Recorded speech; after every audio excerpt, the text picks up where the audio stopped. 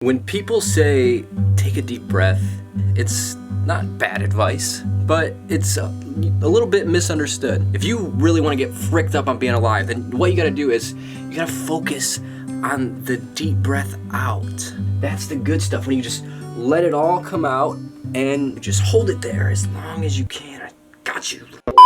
Your mind may not notice it right now, but your body knows that you are one process with everything around you. And by acknowledging and awakening this part of us, this is how we can use spirituality to overcome things like sadness and depression and any sort of obstacle that presents itself in life. This is another misconception. Overcome, it's not the right word to use. It's not about defeating some inner demon. It's about recognizing that there was never any demon to begin with. True spiritual healing is realizing that you were never sick to begin with. So what is this part of us that we need to awaken, and how do we do it? Spirituality doesn't mean God or some sort of religious dogma that you need to follow. Spirituality means that you are focusing your attention on the truest aspects of who you are. You're shifting your attention to the highest and truest parts of yourself. Any religion you'll read about, you'll find all of these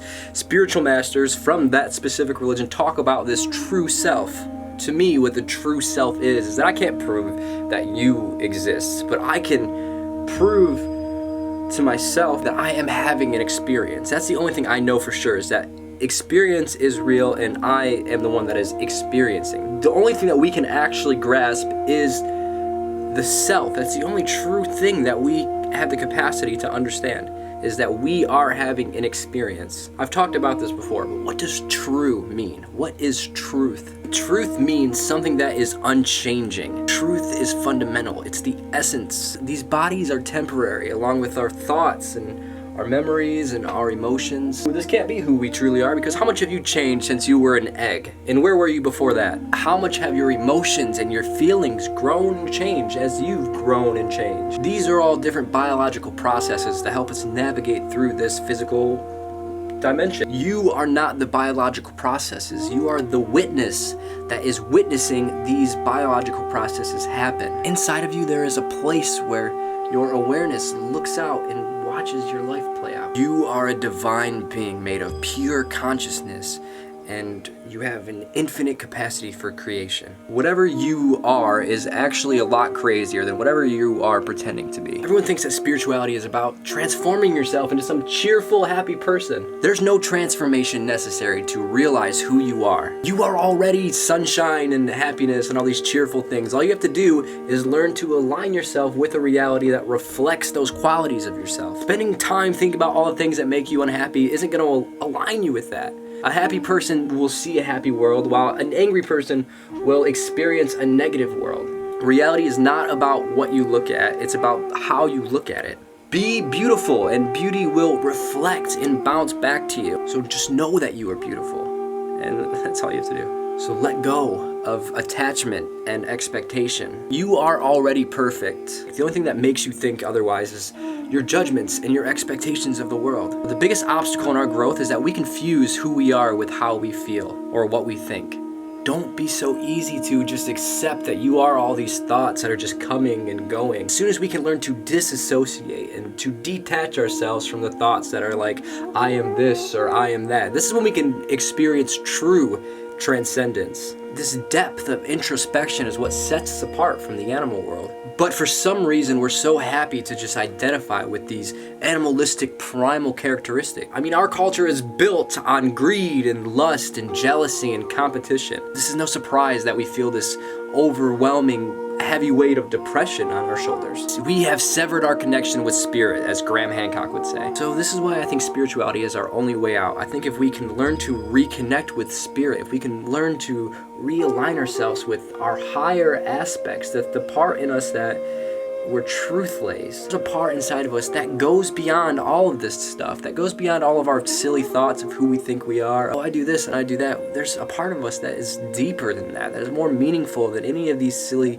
sort of social ego boosts. And if we can spend our short, temporary time here on this planet in these decaying bodies, if we can spend our time here in love, then the universe will guide us to living a fulfilled life. We will be happy. That's all we have to do, is just be in love, and the universe will guide you. We're not our thoughts. These are basically been given to us based on wherever we grew up and how we grew up and the culture that brought us up. Not your name, because that's just a sound that describes your little weird flesh body. If you ask yourself this question enough of who am I, then you're gonna start having these realizations that your body is inherently connected to the environment around you. Your body has no boundaries. The air in your lungs and the ground beneath your feet are just as much your body as anything. You exist because of all these conditions around you that are making it possible for you to exist. You exist because the perfect conditions since the beginning of time have laid themselves out and presented themselves as guiding stepping stones for you to just casually go to work and go to school and live this experience that you are living right now. But because we have this biological habit of attaching ourselves to the thought, I am, we can't understand this and live through this all the time. The beautiful thing is, if we can become aware of this, then we become in charge. We become God. We are a guiding force into where spirit goes next, into the spiritual evolution of the universe. Your self-realization is the greatest gift you can offer to the universe. We are living in a biological illusion. Our senses are tricking us to think we are some sort of separate happening from our environment. Everyone seems to think that this is some sort of demon blocking you from climbing the mountain of self-realization, but it's not. This is actually your ally. The ego is your ally. Ego is our friend because it's facilitating a place for us to grow and to experience in a way that you can't grow if you think you are one with everything. How can you build a house or fall in love or eat food? You need to have this illusory duality to navigate and to exist. But the ego can become an enemy when we lose ourselves in it. This is why we need a spiritual practice, and this is why spirituality is the only way out. It's the only way for us to progress to the next level of consciousness, for us to advance past this daft platform that we are existing on right now. We need to have these sort of ideas and philosophies taught in school. Not that it needs any spiritual dogma or new age hippie language to describe it, but these are important tools that could facilitate our growth as individuals and make us happier as a collective. You are the source of your sadness, and you are the source of your happiness. It's all about which you choose to feed. And with practice, we can learn to nurture both and experience the perfect balance of the yin-yang in life. So anyways, this is just my little rant. I don't know, I had this thought earlier, and I wanted to just turn my camera on and just puke it all out. Just let it all out. So, I don't know. If you liked this video, give it a thumbs up and make sure to click subscribe down there. That makes me happy when people click that button. And if you'd like to support me in a way that doesn't really seem like supporting me, you can buy a t-shirt from stayhappystayweird.com. That's my clothing store. And I got a bunch of cool tie-dye shirts on there with cool sayings and all that kind of stuff. I think you will like it. If you want, you can follow me on Twitter and Instagram and Facebook. It's just /DakotaWint or @DakotaWint. That's my name. Hi, I'm Dakota. Hare Krishna.